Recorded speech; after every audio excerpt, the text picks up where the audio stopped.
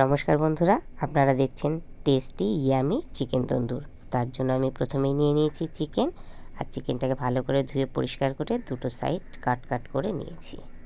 কাটগুলো একটু ডিপ করতে হবে, তা নাহলে এর মধ্যে কিন্তু মশলা ঢুকবে না। দেখুন ঠিক যেভাবে আমি করেছি। এবার এতে দিয়ে দিয়েছি রক সল্ট, লেবুর রস আর 1 চামচ করে আদা রসুন বাটা। আদা রসুন বাটা দিয়ে সুন্দর করে এর গায়ে ভালো করে মাখিয়ে আমি আধ ঘন্টার জন্য রেস্টিংয়ে রেখে দিয়েছি। একটা পাত্রে নিয়ে নিয়েছি আমি সর্ষের তেল 3 চামচ মতন।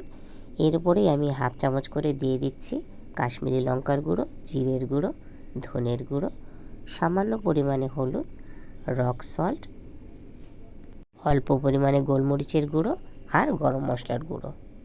2 চামচ জল ঝরিয়ে রাখা টক দই আর অল্প পরিমাণে বেসন দিয়ে মশলাটাকে আমি সুন্দর করে মাখিয়ে নিলাম।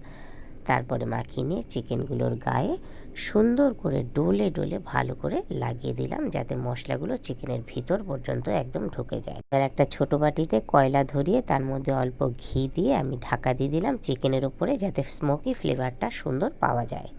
আর তৈরি করব আমি চাটনি। তার জন্য নিয়ে নিয়েছি ধনেপাতা, কাঁচা লঙ্কা, অল্প রসুন বাটা, লেবুর রস, রক সল্ট আর অল্প পরিমাণে টক দই। এটাকে ঘুরিয়ে নিয়ে রেডি করে নিলাম চাটনি। গ্রিল প্যান আমার গরম হয়ে গেছে।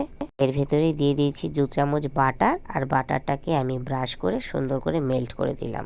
তার উপরেই চিকেনগুলোকে বসিয়ে দিলাম এবং সুন্দর করে উল্টে পাল্টে লো টু মিডিয়াম ফ্লেমে ভেজে নিলাম। মাঝে মাঝে বাটারও ব্রাশ করে দিতে লাগলাম।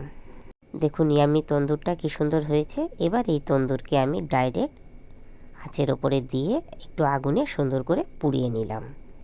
এবার আমি ধনেপাতার চাটনি দিয়ে সার্ভিং প্লেটে সার্ভ করে দিলাম তন্দুরকে। বন্ধুরা, তন্দুর রেসিপি আপনাদের কেমন লাগলো অবশ্যই কমেন্ট করে জানাবেন। ভালো লাগলে লাইক, শেয়ার, সাবস্ক্রাইব করতে ভুলবেন না। তাহলে টাটা।